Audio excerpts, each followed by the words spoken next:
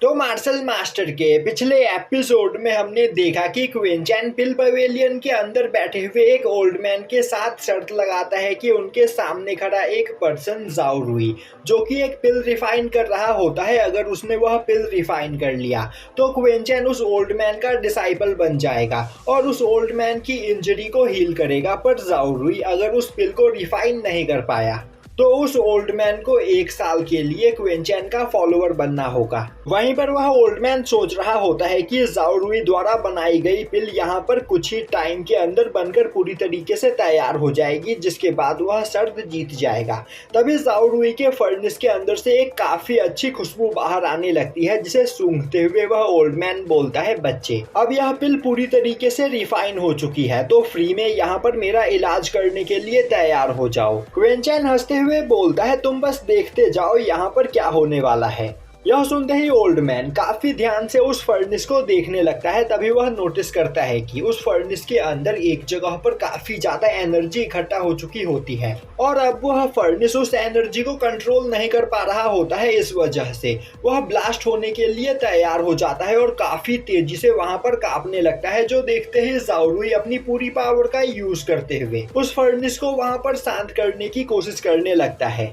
अब यह देखते ही आसपास खड़े सभी लोग उस ब्लास्ट से बचने के लिए अपने चारों ओर एक बैरियर बना लेते हैं। दूसरी ओर वह ओल्ड मैन भी यह देखकर काफी परेशान हो जाता है और अपनी जगह से उठकर आगे बढ़ते हुए उस फर्नेस को देखने लगता है।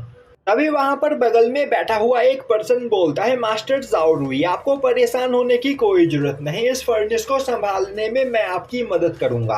अब उस पर्सन को देखते ही सभी लोग बोलने लगते हैं, यह तो प्रिंस जिन जाओ है और अगर यह यहाँ पर मास्टर ज़ाओ रुई की मदद करेंगे तो मास्टर ज़ाओ रुई पक्का इस पिल को बनाने में कामयाब होंगे।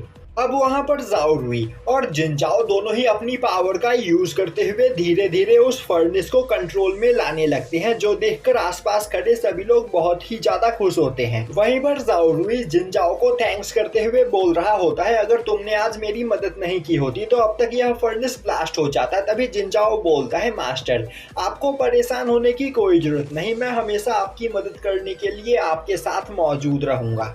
तभी वहां खड़ा ओल्ड मैन हंसते हुए बोलता है, बच्चे हमारी शर्त यहाँ पर इस बात को लेकर लगी थी कि ज़ाओ रुई इस पिल को बना पाता है या नहीं। हमारे शर्त में यह मेंशन नहीं था कि ज़ाओ रुई को यह पिल अकेले ही बनाना होगा, तो अब तुम इस शर्त को हार चुके हो। तभी क्विंचैन बोलता है, ओल्ड मैन आपको इतनी जल्दी खुश होने की कोई जरूरत नहीं, मैं अच्छे से देख पा रहा हूँ कि ज़ाओ रुई ने उस पिल को बनाने के लिए गलत टेक्निक का यूज किया है, जिस वजह से जल्द ही यह फर्नेस ब्लास्ट हो जाएगा। बस यहाँ पर 10 मिनट रुक जाओ, थोड़ी ही देर में सब कुछ साफ हो जाएगा। और यह बोलते हुए क्विंचैन वहां पर उल्टी गिनती गिनने लगता है। तभी क्विंचैन की बात को सुनकर बगल में खड़े 2 लोग चिल्लाते हुए बोलते हैं, आखिर तुम्हारी ऐसा बोलने की हिम्मत कैसे हुई। मास्टर जिन जाओ इस फर्नेस को यहाँ पर कंट्रोल कर रहे हैं और मास्टर जिन जाओ एक जीनियस है, तो अब यहाँ पर यह फर्नेस डिस्ट्रॉय नहीं हो सकता है और अब यह पिल भी यहाँ पर पूरी तरीके से बनकर तैयार हो चुका है। पर क्विंचैन अपनी उल्टी गिनती को नहीं रोकता है और अब वह जैसे ही 0 पर पहुंचता है दोबारा से वह फर्नेस आउट ऑफ कंट्रोल होने लगता है और इस बार उस फर्नेस के अंदर पहले से भी 10 गुना ज्यादा एनर्जी स्टोर हो चुकी होती है और अब वह एनर्जी उस फर्नेस को तोड़ते हुए वहां से बाहर निकलने की कोशिश करने लगती है।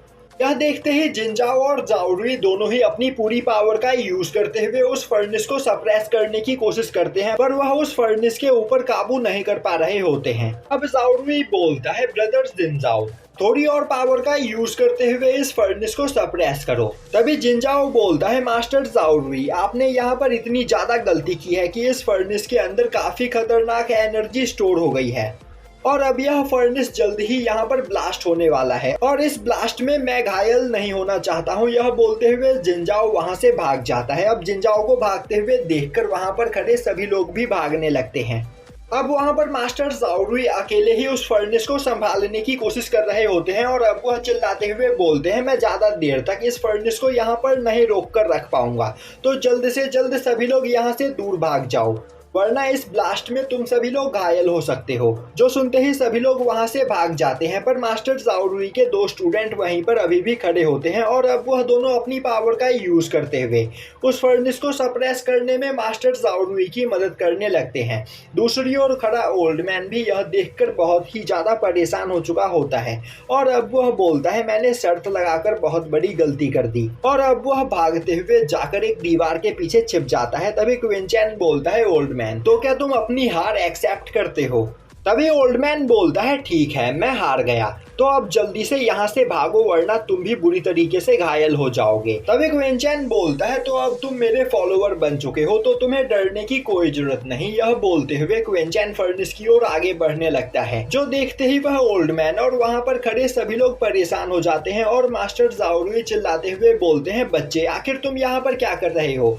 जल्द से जल्द यहाँ से बाहर जाओ, क्योंकि मैं ज्यादा देर तक इस फर्नेस को यहाँ पर रोककर नहीं रख पाऊंगा। क्विन चैन बोलता है, तुम्हें परेशान होने की कोई जरूरत नहीं, मैं इस फर्नेस को यहाँ पर अकेले ही संभाल सकता हूँ। यह सुनकर ज़ाओ रुई को क्विन चैन की बात पर यकीन नहीं होता है और अब वह बोलता है, 7th लेवल का मेडिसिन किंग भी इस फर्नेस को अब यहाँ पर कंट्रोल नहीं कर सकता है, तो आखिर तुम यहाँ पर क्या करने के बारे में सोच रहे हो?